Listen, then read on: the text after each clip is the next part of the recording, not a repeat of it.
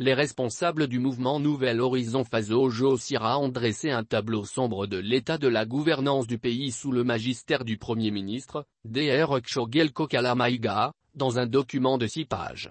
Et font des propositions. Maliweb.net, la présentation de ce document a fait l'objet d'une conférence de presse au siège du dit mouvement politique à Bamako. Son président Cheikh Oumar Diallo n'est pas allé avec le dos de la cuillère pour critiquer la trajectoire prise par le gouvernement de la transition. Pour lui, il a fortement fragilisé sa base sociale et isolé le Mali à cause des discours peu rassembleurs du chef du gouvernement. Le gouvernement s'est dévié des missions essentielles de la transition, a-t-il dit. Aussi, il reproche du gouvernement d'avoir dans 6 mois manqué de produire des résultats palpables. Le report des assises nationales de la refondation et l'absence d'un chronogramme détaillé ont gravement entamé sa crédibilité, souligne le conférencier, pointant également l'incapacité du gouvernement à endiguer l'insécurité et la vie chère. À cet effet, le président du MNH Faso Josira doute sur les capacités de l'exécutif actuel à mobiliser les énergies à l'intérieur et à l'extérieur pour la réussite de la transition.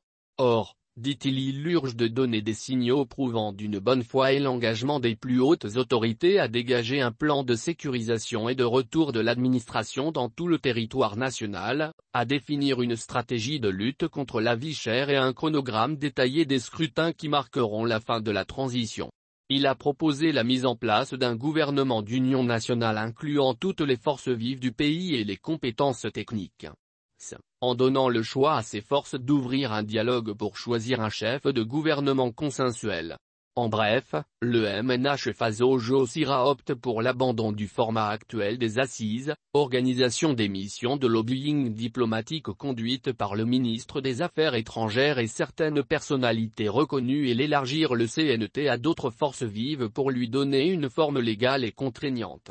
La prise demeure forte pour apaiser le climat socio-politique qui vont à la cohésion et à l'unité nationale, déclare le président du dit mouvement qui exhorte, enfin, le président de la transition à poursuivre ses efforts de rassembleur des acteurs nationaux pour l'obtention d'un consensus sur la poursuite de la transition.